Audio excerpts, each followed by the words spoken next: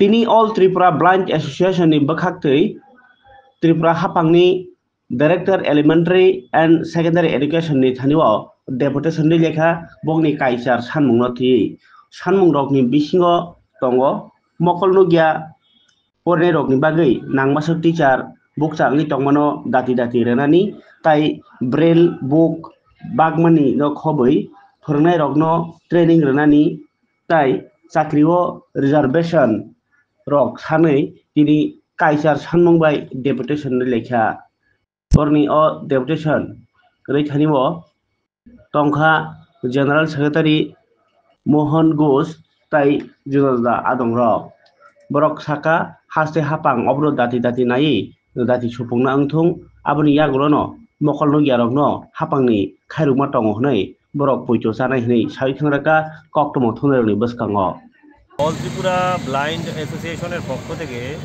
রাজ্যের বুনিয়াদী ও মাধ্যমিক শিক্ষা দপ্তরের মাননীয় অধিকর্তা শ্রী নৃপেন্দ্রচন্দ্র শর্মা মহোদয়ের নিকট ত্রিপুরার দৃষ্টিহীনদের বিশেষ করে যারা দৃষ্টিহীন ছাত্রছাত্রী এবং যারা শিক্ষক তাদের বিভিন্ন সমস্যা নিয়ে ৮ দফা দাবির ভিত্তিতে ওনার সঙ্গে আজকে আমরা ডেপুটেশনে মিলিত হতে যাচ্ছি।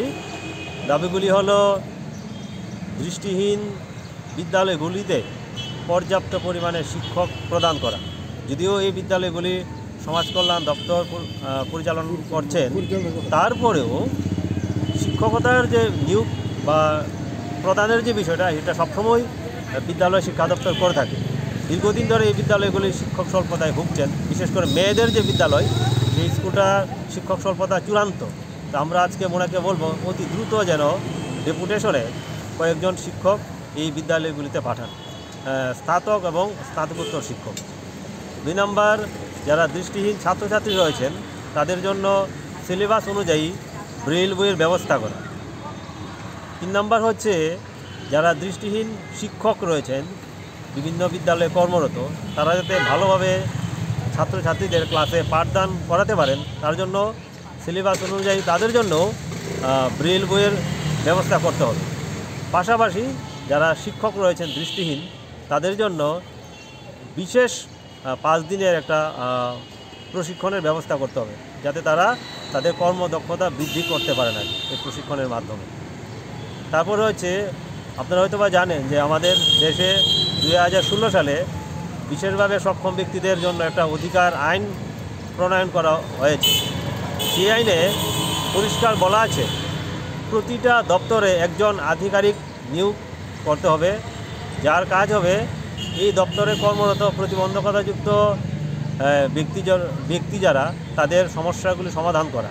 কিন্তু আমাদের রাজ্যে কোনো দপ্তরেই এই যে অফিসার সেটা নেই। আমরা আজকে মাননীয় অধিকর্তাকে বলবো বুনিয়াদী এবং মাধ্যমিক শিক্ষা দপ্তরে অবিলম্বে যেন একজন বিশেষ দায়িত্বপ্রাপ্ত আধিকারিক নিয়োগ করেন যিনি প্রতিবন্ধকতাযুক্ত ব্যক্তিদের বিষয়গুলি দেখাশোনা করবেন।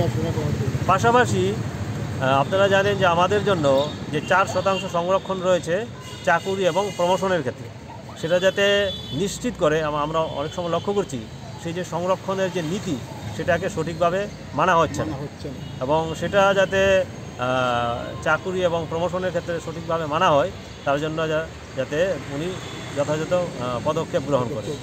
পাশাপাশি